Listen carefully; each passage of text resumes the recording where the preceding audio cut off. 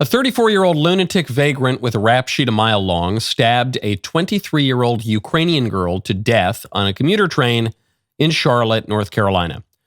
Unfortunately, no one is any longer surprised by the incident or the circumstances surrounding it, because it's all so predictable, including the response of the mayor, who of course leapt into action to demand compassion for the stabbers. I'm Michael Knowles. This is The Michael Knowles Show.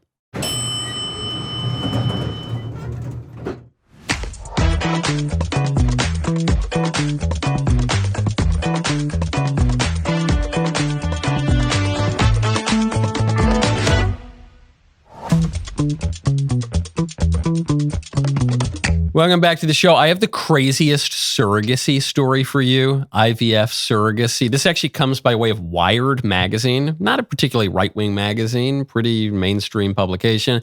This will spook you. This should shake you to your core. And if you're not already with it, I think it will probably change your views on surrogacy. We'll get to that momentarily. First, I want to tell you about Done with Debt. Go to donewithdebt.com. Are you drowning in credit card debt and loan debt? Well, you're not alone. Here's something most people don't know. September is the best time to negotiate with your lenders. Why September? Credit card companies and lenders are doing year-end accounting and desperately need to clear problem accounts from their books before audits begin. This creates a narrow window where they are far more willing to cut deals than any other time of the year. Done with Debt has cracked the code on this timing advantage. They know exactly which companies are most motivated to negotiate right now and use this insider knowledge to get results that you cannot achieve on your own. Best part? No bankruptcy, no loans, no credit damage. In fact, most clients end up with more money in their pocket within the first month because they're no longer drowning in minimum payments. This September window will not stay open forever. Once Q4 hits, lenders tighten up again and your leverage disappears. Get started now while you still have time. Go to donewithdebt.com, talk with one of their specialists for free.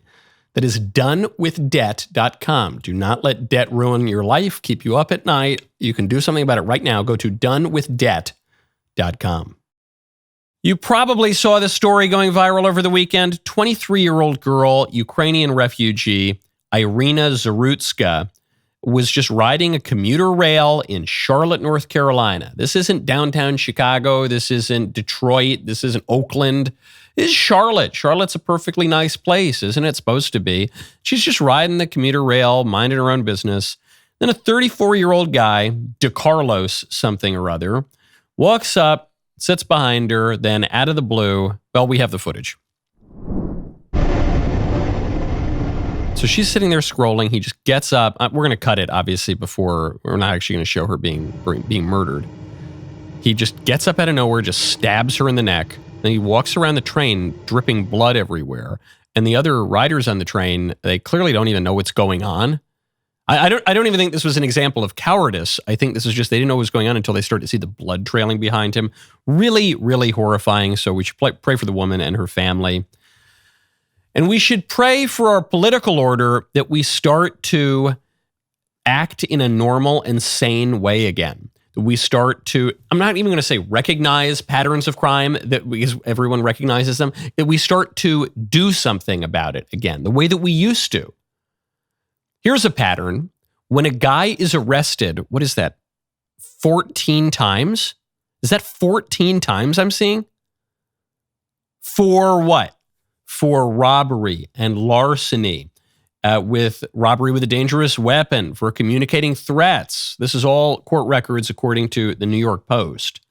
And on and on and on, going back to 2011, when a guy is just constantly a menace to society for 14 years, maybe you keep him out of society. That's what we used to do. We used to just execute criminals. After a while, we just kind of got sick of dealing with them and we would execute them. Then we more or less abolished capital punishment. We greatly reduced it. And we turned this to life sentences for serious crimes or for series of crimes.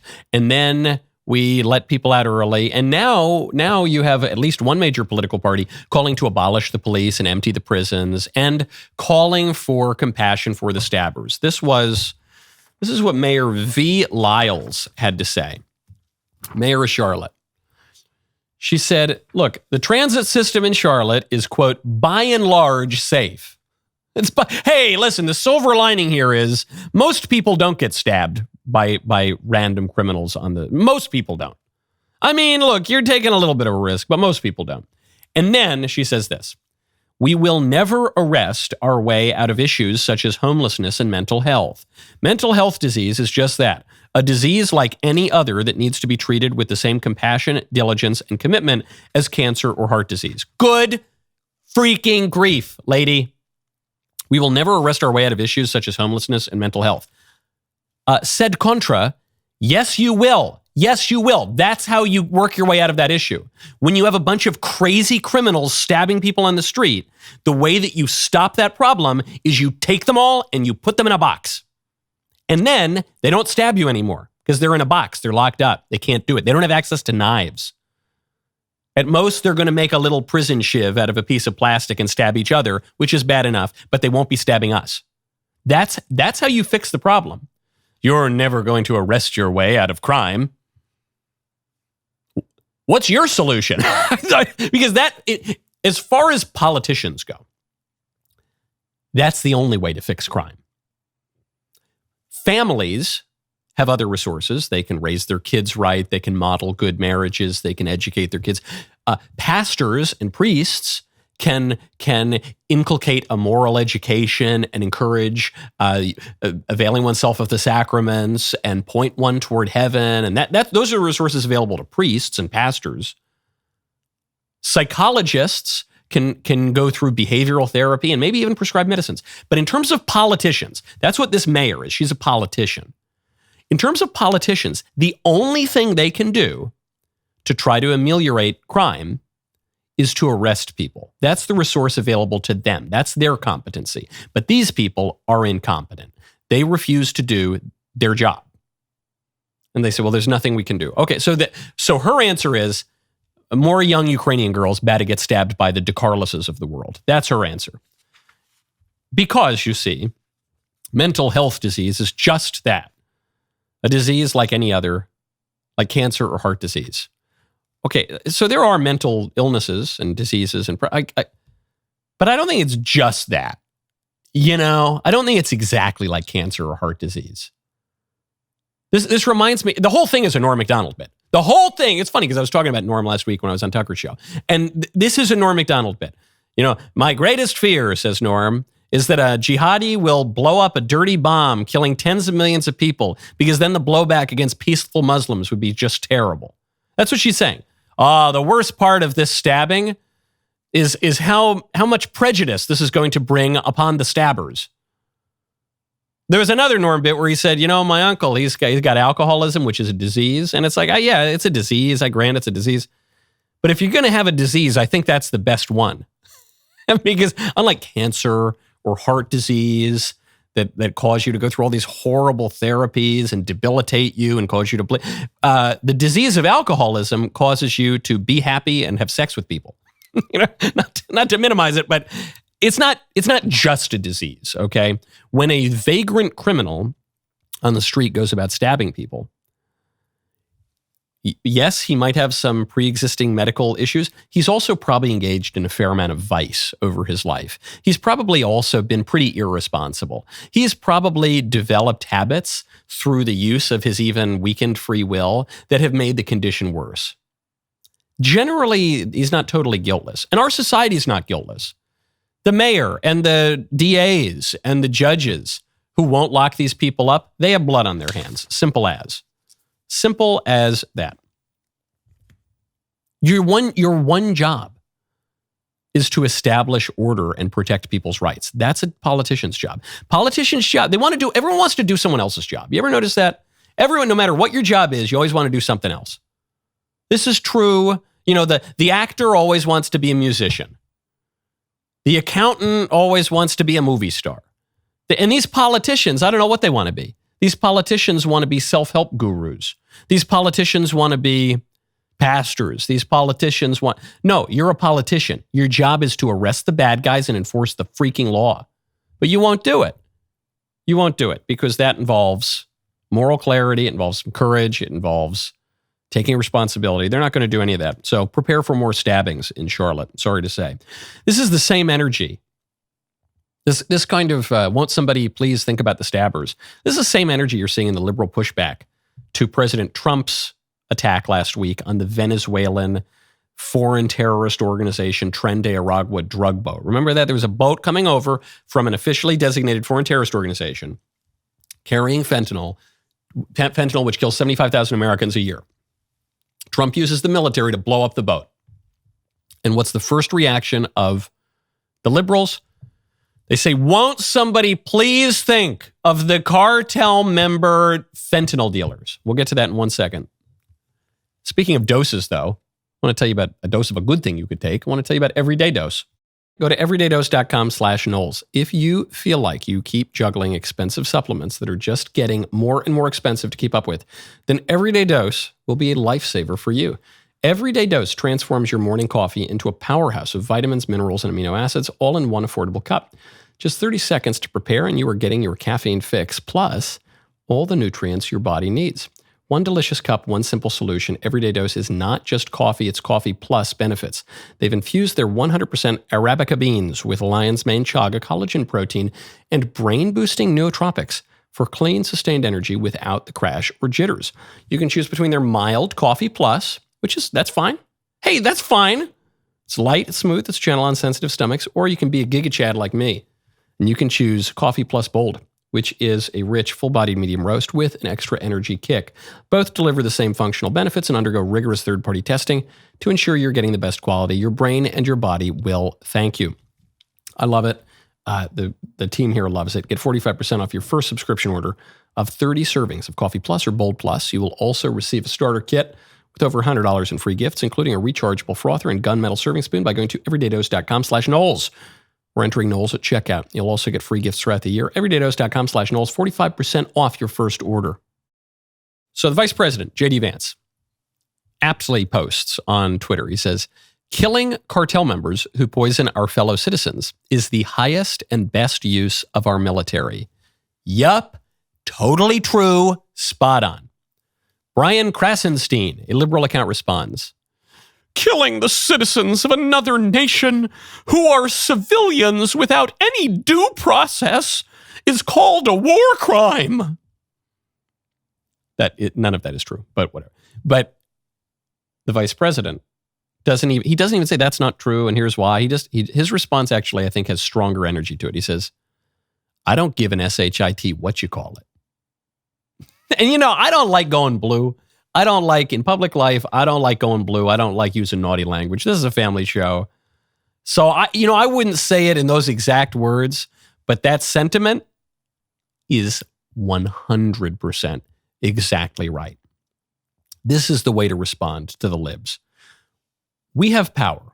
We Republicans have power. Republicans haven't had power at other times in my life. What is different about this moment is Republicans are actually wielding the power. We're not afraid, based on some stupid ideology, a misbegotten conception of principles or whatever. We're not afraid to wield the power in a proper way, the power that the people have given us. And when the libs throw up all of these ridiculous arguments against it, actually, you're not allowed to kill terrorists who are trying to poison you. Actually, that's a war crime. What do you know it isn't? What are you talking about? The proper response, the temptation for Republicans is going to be saying, no, actually, here is why, according to international law and according to U.S. Code, Section 18, verse 5, this is actually why it's not technically that. But I think JD's got the stronger energy here. He goes, I don't give an SHIT what you call it. We're doing it. Cry more over the Tren de Aragua fent runners. I'm on the side of the fent victims. I'm on the side of their victims. You're on the side of the cartel criminals. Okay. Cry about it. That's fine. Go to their funerals down in Mexico or whatever. That's fine. Venezuela. I'm going to be here with my constituents, protecting my people, doing my job. Because I, at least, will do my job as a politician, even if you people won't. This is the right attitude. It's not just the left liberals, though, who are attacking JD for this response. This is where, I love my libertarian friends. Some of my best friends are libertarians, but I'm not a libertarian. And this is where the libertarians, they start to lose me a little bit. Rand Paul, whom I like very, very much, but Rand Paul, he responds, he says this, JD, I don't give an SHIT Vance saying killing people he accuses of a crime is the highest and best use of the military. Did he ever read To Kill a Mockingbird? Did he ever wonder what might happen if the accused were immediately executed without trial or representation? What a despicable and thoughtless sentiment it is to glorify killing someone without a trial. That ain't it, man. When we're at war, we don't have jury trials before we kill the enemy. When we are executing terrorists, even if we're not in a full-on war, when we're conducting military operations to kill terrorists who are killing our people and who are trying to kill our people, we don't give them jury trials. Al-Qaeda's not entitled to a jury trial. Trende Arag was not entitled to a jury trial. A uniformed combatant in a fully declared war as if this were the 19th century, those guys aren't entitled to jury trials either. Sometimes we just use force to rigorously defend our interests after having made reasoned arguments for doing so, after having held elections on these kinds of issues. People voted. The popular vote in November went to President Trump doing stuff like this, securing our border, stopping the mass fentanyl poisoning. That was right there toward the top of the list of things people voted for. Do you think To Kill a Mockingbird is going to convince people otherwise? This is something else. Again, I don't want to beat up too much on Rand Paul because I really like Rand Paul, but this is something the libs do this too. They say, this is just like Harry Potter. You need to watch Star Wars again or something. They always use these like really popular children's books and movies to make their moral arguments. And To Kill a Mockingbird, it's fine. It's like a fine book to read in 6th grade. It ain't War and Peace. It's not Anna Karenina. It's not I Promessi Sposi. It's a fine little book to read in 6th grade, I guess. It's okay. It's not the arbiter of morality or statecraft. Rand Paul is an intelligent guy. I don't think he's arguing that we need to put cartel members who smuggle fentanyl into the United States to kill 100,000 Americans per year, 75 to 100,000 Americans per year, that we need to give them all jury trials in Venezuela. He's not really arguing that, so that line doesn't make any sense. Glorifying killing someone without a trial? It's good to kill people without a trial sometimes. Sometimes, when they're trying to kill you, or in the case of Trende Aragua, when they are killing you by the bushel basket every year. Yeah, I think it is good to kill those people without it. It's good to kill them as quickly as possible. That is, if that is not a just war, we talk a lot about just war in Ukraine, in Israel-Palestine. I've spoken ad nauseum about justice in going to war, justice in the conduct of wars. We've talked a lot about that. If stopping with lethal force a officially designated foreign terrorist organization that is killing 75,000 to 100,000 of your citizens per year, if that isn't a just war, I don't know what is. I don't know what is. Speaking of life and death, a really dumb article that I have to share with you. You might have seen it. It was making the rounds. This is from Futurism, and it's people are so interested now in ancient civilizations and aliens and the megaliths. So I've interviewed Timothy Alberino. We've had a couple of great Michael Land episodes, which you can watch at the Michael Knowles YouTube channel. But one of the ideas that keeps popping up is that the way the Earth began, the way life on Earth began, is some ancient aliens came here from planet Zebulon 7, and they're the ones who planted the seeds of life for the Earth. I'm sure you've heard these theories before.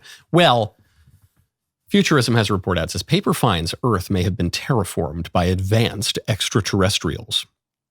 This is the idea of the Earth being founded by aliens. Okay. Robert Endres, who is a biologist, a systems biologist at Imperial College London, according to the article, he concluded that, quote, a purely random soup made up of molecules that eventually enabled the formation of life on Earth was too lossy, and that some form of prebiotic informational structure must precede Darwinian evolution. So this part is really interesting. What's he talking about, the soup? You might have studied this when you were reading To Kill a Mockingbird. You might have studied this in 6th or 7th grade in biology class. There's this question: how did life begin? Now, I have an account of how life began. I think that God formed man out of the dust, and he breathed life into him, and then he took one of his ribs and made woman, because it's not fit for man to be alone, because man's a social creature, and that's how I think life began. I also think that's figurative. I don't think that explains literally every single detail of how it began, but that's my account of how life began. That's the traditional Christian account. Not literal, doesn't have to be literal, but that's nevertheless truthfully what happened. The modern people and the liberal people and the secular people and the atheist people, they can't handle that. So they say, no, that can't be the case. There can't be a creator of life. Okay, so then how was life created? Well, the only other option is life would have had to create itself. How do you create yourself? Well, this is where we get the theory of abiogenesis, or spontaneous generation. The notion that you go from inanimate matter to animate life. To animate just means alive. You go from inanimate, just like an actual clump of cells, or just a clump of molecules even, to things moving around and having life. And how does that happen? I don't know. But it did. The theory says that there was some primordial soup of molecules many zillions of years ago, and that they were all banging around each other, and at some point that formed a process similar to metabolism. Or at some point all the molecules banged around and that formed something similar to RNA. Or at some point, we don't quite know. It's like step A, soupy molecules. Step B, big question mark. Step 3, us talking about it now while we're alive. And step B, they don't quite understand. But the theory is not just modern. There is a version of the theory that goes all the way back to Aristotle. Actually goes back before Aristotle. I think of, what is it? Anaximander. This would have been in the 6th century, 5th or 6th century BC. This theory of just spontaneous generation. So a way to understand it is this idea, which existed for many centuries, that maggots come from garbage, or maggots come from decaying flesh. You have flesh, it decays, and then maggots spring up from that. Now, what really happens is that flies land there, and they leave their little maggoty eggs, and then the maggots develop. And so, but it looks like they're coming out of the trash or out of decaying flesh. Okay, that Aristotle bought into that. That went through the Middle Ages. Then it kind of fell out of favor, but now it's back in favor because there's no other way to explain how life begins. Either there is a God, our creator, who endows us with certain unalienable rights, or life springs out of inanimate stuff. There's just zero proof. There's zero proof that has ever happened. That's a much greater leap of faith than saying that there's a God who formed you out of clay and breathed into your nostrils. Or there's the third option, which is what the techno-genius futurists are trying to push now. And the third option is it was aliens. It can't forget about God and forget about abiogenesis. It was aliens. But the problem is the aliens don't answer the question. They say, well, no, look, life on Earth couldn't, it's just, the math doesn't work out. It could not have just spontaneously generated. And we certainly don't believe in a God anymore. I mean, that's totally crazy. And so it had to be aliens. So quick follow-up question. Who made the aliens? You dummies. Who made it? It obviously just pushes the question back one stage. Well, the aliens made us. Okay. Well, who made the aliens? And then you're left with these two options. God, or they just kind of appeared one day. God or soup? Who made you? God or soup? It's amazing. There will not be a definitive resolution in the minds of most people because we've been debating this question since Anaximander. We've been debating this question since the 6th century. And even intelligent people can be led astray into very, very stupid theories where they believe that they are the products of aliens or soup, or soupy aliens. Speaking of how life begins, I have one of the spookiest, not the soupiest, but one of the spookiest surrogacy stories ever. If you're not already with it, I think it's going to change your view on surrogacy. We'll get to that in 1 second. First, I want to tell you about Stopbox. Go to stopboxusa.com, use code Michael. Responsible firearm ownership means balancing two critical needs: keeping your weapons secure from unauthorized access while ensuring that you can reach it quickly in an emergency. Most gun owners face an impossible choice between locking their firearm away safely or keeping it readily accessible. The Stopbox Pro eliminates this dilemma with its innovative mechanical design. This battery-free lockbox uses a patented 5-button system that requires no keys, codes, or electronic components, just your unique finger sequence. The system is designed for muscle memory, allowing fast, instinctive access when you need it most. Built entirely on mechanical principles, the Stopbox Pro will not fail due to dead batteries, electronic malfunctions, or forgotten combinations. You get immediate access to your firearm while maintaining complete security from your kids, visitors, and potential intruders.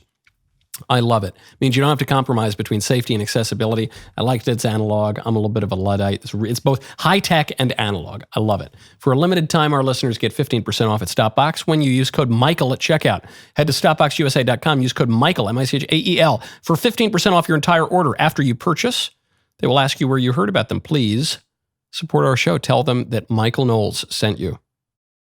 Got a lot of life and death. We got like weapons and then light in the beginning of life and then more weapons. And that's amazing. This is really fitting providentially together. There's a story in Wired magazine. I encourage all of you to go read it. I think it's behind a paywall. So maybe, I don't know, maybe go pay for Wired.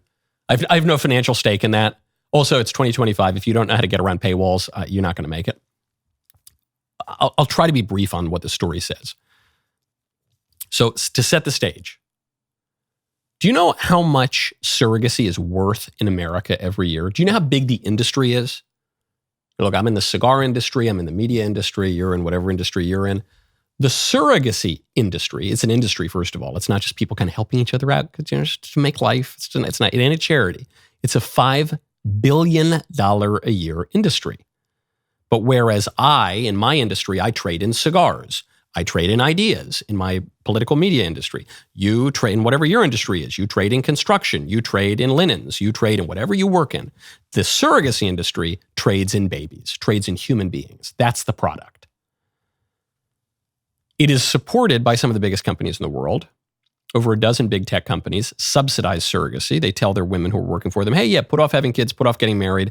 Don't worry, we'll give you subsidies if you freeze your eggs, which is a very painful process, and then hire some Frankenstein doctor to make you a baby in a laboratory. Don't worry, we'll subsidize that down the line. Just keep working. Don't leave the widget factory. It has created these new terms. We used to have these terms, mom and dad. You remember that? Now that's out. The industry gives us the terms intended parents. Those are the people who buy the babies at the baby store. They order the babies. And gestational carriers, which used to, those two things used to be synonymous. It was called mom.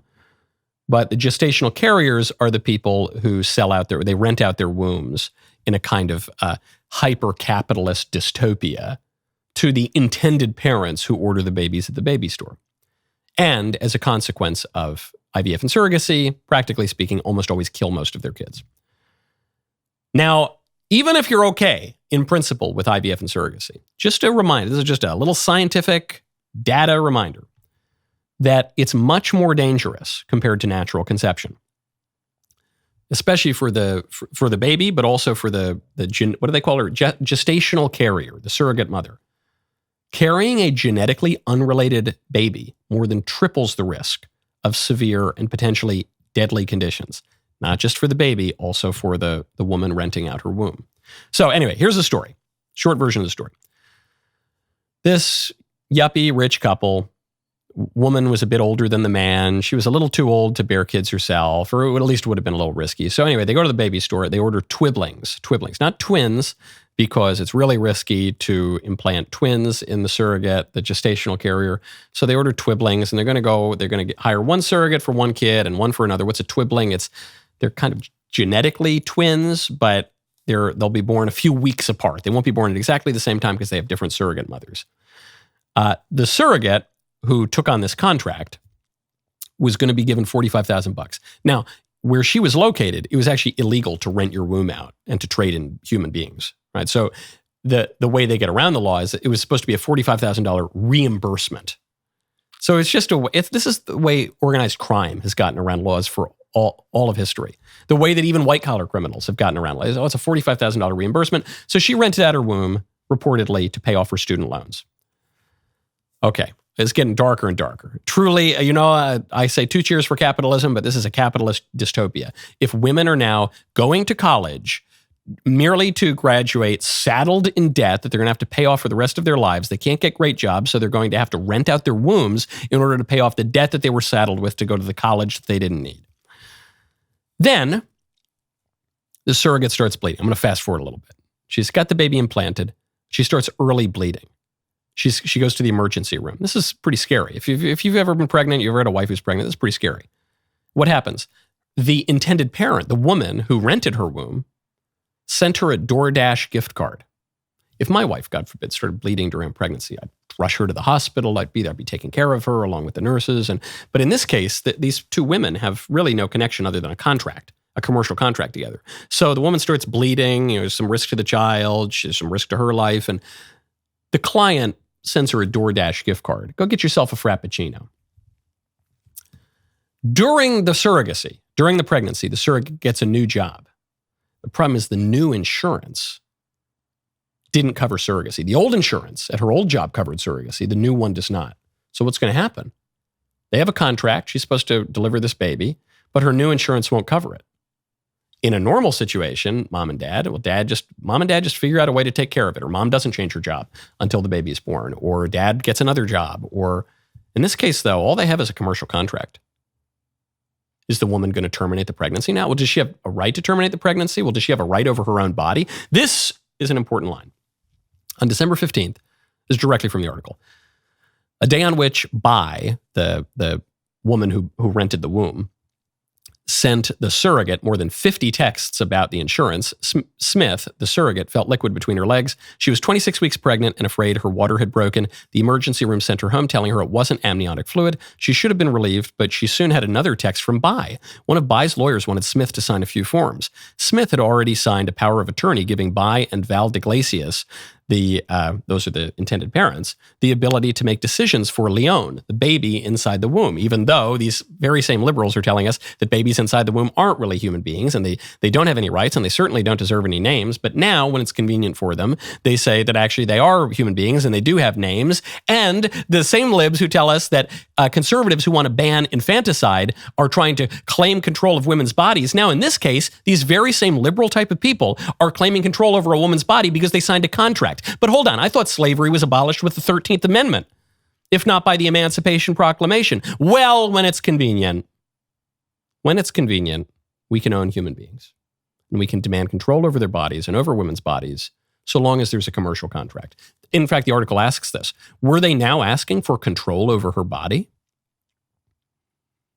Now, the new insurance screws up the surrogacy. And now they're going to be on the hook. And so the intended parents who hired the baby company to rent out the womb of the woman, they say, all right, they're going to maybe sue the baby company, but they're going to wait for the baby to be delivered first and they'll be on the hook for the expenses. Will they, or will the surrogate be on the hook for the expenses? In any case, finally, this woman goes to the hospital. She's bleeding again, emergency C-section. Early, the baby had already died. Very sad. We can pray for the baby. The surrogate almost died too from placental rupture. Last thing I'll read you here. Bi contacted the baby company, claiming that the surrogate had broken the contract by not informing her about the insurance change on time, not taking her vitamins. Did she take her vitamins on time? We don't know. And not alerting her to the C-section. Our contract specified a well baby that didn't die, she reminded. That's what she bought. She went to the baby store to buy a well baby that did not die. That's what she paid for. Okay, that's what she hired this slave woman for. And the slave woman didn't gestate the baby well enough, and the baby did die. And now this woman wants her money back. This woman wants justice. What is justice here? Bi, the mother, the intended mother, the baby purchaser, ordered the escrow to stop paying the surrogate or reimbursing her medical expenses. A few days later, this woman re-listened to the recording of the worst news of her life. She noticed a detail she'd missed. The surrogate had bled 10 days prior to Leon's death. No one had told her. Now she's ruining the surrogate's life. Surrogate had to quit her job, move back in with her previous baby daddy. It gets so. This is what happens when you hire a carpenter to build you new kitchen cabinets. Isn't this? If you've ever owned a home and you've hired someone to do some work on the home, this is, the work, it came in a little bit shoddy. It came in over budget, came in late. And then you start arguing with the carpentry company, the contracting company. And you say, hey, this isn't it. This isn't what I paid for. I want a reimbursement. I want my old cabinets back. This is what happens. You order a custom handbag. You order a custom handbag and it comes in the wrong color. Or it's a little bit damaged when it comes in. You say, well, I need my money back. I need you to make me a new handbag. But the thing is, babies aren't handbags. Babies aren't kitchen cabinets. Surrogate mothers, women with wombs, are not general contractors. We're talking about human beings, proper subjects with rights. That includes the surrogate who's doing a bad thing by renting out her womb, but she's still a human being. She's still entitled to rights. She still has dignity. And we're talking about a baby. A baby which, in the surrogacy industry, in the IVF industry, necessarily is treated as a commodity, is bandied back and forth, is sent to one woman and then another, is created in a laboratory because people in a capitalist market, hiring companies and bringing in people through voluntary exchange are establishing the domination of technology over the origin and destiny of human life, contrary to human dignity, contrary to what is right. Can't do it. This is surrogacy. This is IVF. It is completely morally indefensible. There is no good version of it. It always does this. It's not always as sensationalist in how it goes wrong, but it always does these things. It always commoditizes human people and reduces natural, beautiful family relations to merely commercial, contractual endeavors that necessarily turn human beings into commodities to be traded. And we can't have it. It's wrong. Slavery is wrong. That's why we abolished it. Human smuggling is wrong. Human trafficking is wrong. Infanticide is wrong. We haven't totally abolished that yet, but it's all wrong because human beings are proper subjects. Simple as. Highly encourage you to go read this article. And if you're not already hip to this issue, which is novel, and I know a lot of people have engaged in it, and they realize people don't realize the bioethical implications of surrogacy and IVF. I get it. Don't let the devil keep you down, man. If you've done something wrong, or you know someone who's done something wrong, or your daughter did something wrong, and you say, well, now I have to defend IVF. I have to defend surrogacy because I used it myself, or my friend used it, it's okay. You can just say, I did something wrong. I'm happy for the kid that I have as a result of it, but it's wrong. I now see the bioethical problems with it. I'm not going to let the devil trap me in a system of trying to justify my own sin rather than just admitting, I did it wrong. I ask for forgiveness. We're not going to do it again. That's the way out. Today is a big day at the Daily Wire. Many of you already know Isabel Brown. Soon the entire world will. The Gen Z conservative voice America has been waiting for. The Isabel Brown Show premieres today on Daily Wire Plus. That's just the start of a huge week at the Daily Wire because Wednesday, for the first time in months, all of us are getting back together to celebrate a decade of the Daily Wire by debuting our new flagship show, Friendly Fire. We will be debating, disagreeing, and discussing all the news making headlines right now. Spoiler alert, we all have our own opinions, and Wednesday night you will hear every single one of them collide, and mine will be correct. The first episode is a celebration of our first decade. We'll have major announcements, some you've been waiting for. Some will be complete surprises. Do not miss a moment. Join now at dailywire.com. My favorite comment on Friday is from Truth Believer One God. That's a strong name, who says, we should end lobbying, and that would take care of many of our problems. It's my favorite comment, not because I agree with it, but because I don't agree with it, and yet it's commonly held. You can't end lobbying because lobbying is a constitutional right. Lobbying is part of your First Amendment rights. The right to redress grievances. The right to redress grievances is the right to lobby. So you can't get rid of it. And you don't really want to get rid of it. You do want to be able to redress grievances with your government. You do want to be able to organize and pressure your government to do things that are in your interest. It'd be good if there maybe were a little more transparency in lobbying. That's one way to reform it. But you can't get rid of it. You wouldn't want to get rid of it. Okay. Speaking of kids, the Phillies went viral over the weekend. Major League Baseball went viral. It was a Phillies game because some guy hits, I don't know if it was a home run or a foul ball. I wasn't watching the game. I'm not a Phillies fan. But the ball goes into the stands and some guy, well, I'll just play it. You see it yourself. Here we go. I guess it's a home run. Left field. Goes into the stands. Everyone's running for the ball. 3 or 4 people running for it. The young guy, or middle-aged guy gets it, grabs it, gives it to his kid. This is sweet. And then some lunatic lady with crazy colored hair walks over, starts screaming at the guy because she wanted the ball, and he took the ball. And then oh no. He points to it. He says it's in his kid's mitt. She starts yelling at the kid. Oh my goodness. He gives the ball to this woman. He takes the ball out of his kid's mitt and gives it to this woman. Oh man, that's bad. I don't want to beat up on this father. He's already being beat up nationally and internationally. And you never know. You don't know what you're going to do in that situation. I like to think I wouldn't have given that lunatic woman back the ball, but you never totally know what you're going to do in that situation. Obviously, just to establish this, if this happens in the future, we don't need to beat up on the father too much. I'm sure he feels bad enough about it himself. And then the Phillies later came out and they gave the kids a bunch of nice stuff and they had a meet and greet and probably gave them more baseballs. So, okay, whatever. But just obviously, he should not have given the woman the ball. She was a crazy woman. She needed to be put in her place. And if she was going to make a scene, she should have been ejected from the ball game. Under no circumstances should we give these crazy ladies the baseball out of our kids' mitt. Obviously. I'm sure he thinks that now, so I'm not going to beat up on him too much. But no.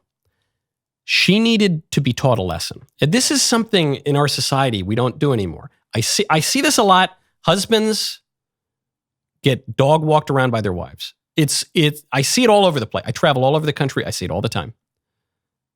Husbands get dog walked by their wives, and it makes both the husband and the wife unhappy. You don't want that situation. No woman wants to be married to a guy that she can just drag around by the collar. And no husband wants to be nagged to death by his wife. You need a loving relationship in which the husband is the husband and the wife is the wife. Now, in this case, these two are not married, obviously. I don't know this woman's situation, but obviously someone needed to put her in her place. You don't get to be a middle-aged woman and walk up to a sweet little kid at a baseball game and take the baseball out of his mitt. What the hell is wrong with you? Are you insane? Are you going to take a lollipop from a little baby too? This woman is cartoonishly villainous in this instance, and she should apologize and she should send the ball back to the kid. I'm sure she could do it. The Phillies obviously have the information for this family. That woman, if she has any dignity, any self-respect, any sense of right and wrong, should mail the ball back to the kid with a lengthy apology letter. That was wrong. Do you know why it was wrong? It wasn't even just wrong because 3 or 4 people are trying to grab the baseball at the game and the dad gets it and he goes back to his kids and hands it to the kid. And she thought that she had her hand on it or she was supposed to get it. That's not even why it's wrong. Though, whatever, finders, keepers. It's a baseball game, guys. I've been around a lot of baseball games, a lot of foul balls, and finders, keepers in terms of who initially grabs the ball. But do you know the next part of it is? Foul balls and home run balls are for kids. That's really why she's wrong. And I haven't heard a lot of people point that out. That's that's the deep level. It's not just, well, the dad should have protected his son's right to the ball, or he got it first even, or no. The reason that it was so wrong is foul balls and home run balls at baseball games are for kids. When I was a kid, I loved catching them. It was cool. Now I'm an adult. If I were at a baseball game with my kid, I would catch it and I would give it to my kid. If I were at a baseball game alone, I would catch it. I'd be really happy to have caught it. And then I'd give it to the nearest kid around me because they're not for me because I'm an adult. And that's what they're for. Okay? Because ball games are about having lots of fun with the whole family, and it's especially for the delight of kids. Disneyland. I mean, and now, look, we live in this culture where most of the people at Disneyland are like fat 45-year-old childless millennials, eating a turkey leg and hugging Mickey. And that's wrong. It's wrong. You shouldn't be doing that. It's okay to have fun. It's okay to do, but you got to do it like with your nephew or something, okay? Or your kids, or you can't. Disneyland is not for you when you're an adult without children. The home run ball is not for you when you're an angry middle-aged woman willing to steal it from a little kid. You know the nature of a thing largely by what it's for. we have lost a sense of what it's for because we've lost a sense that anything is for anything at all. We think that, that explains a lot of the weird sex stuff. That explains a lot of the social decay and confusion. We just think life is about, tickling ourselves until we get bored enough to just rot.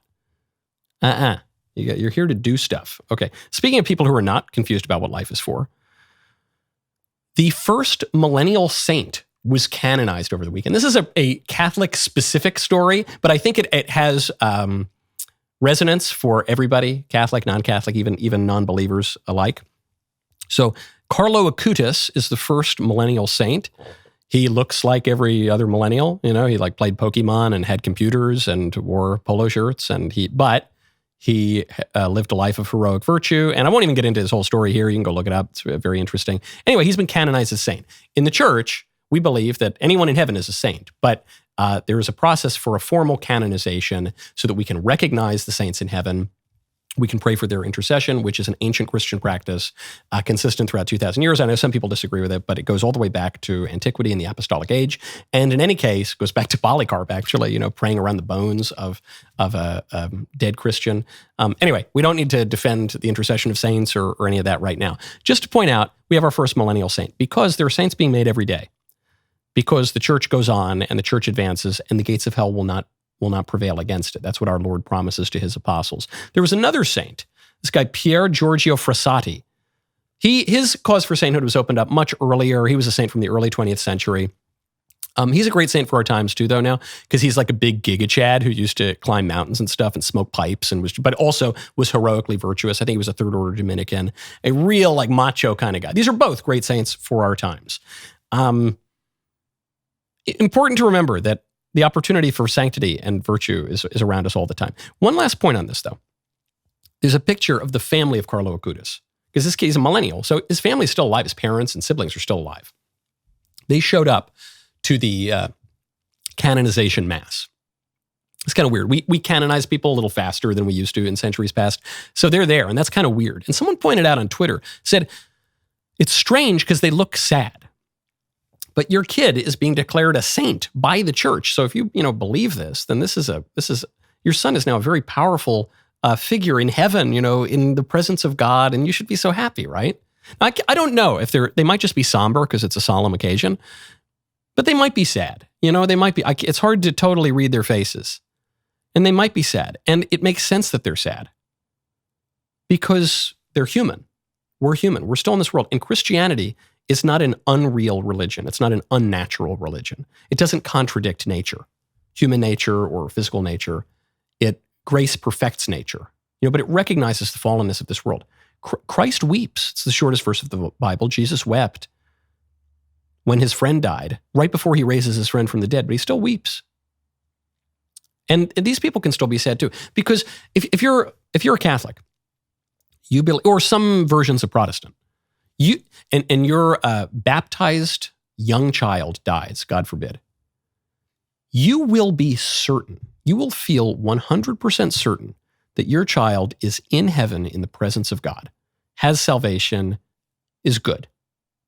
You can feel more certain of that than if an adult dies, at the age of 80. So on the one hand, shouldn't you be so happy? Why aren't you just happy, clappy, dancing when your kid dies? Because you miss your kid. Because that's just a fact of the world.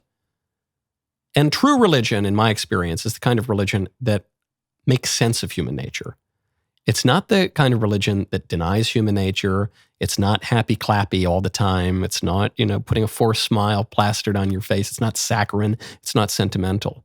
It's real. It speaks to the reality, to the core of human nature, and points a persuasive direction toward overcoming the world. But living within the world, accepting reality, and pointing, not contradicting the natural, but pointing toward the supernatural, which perfects nature.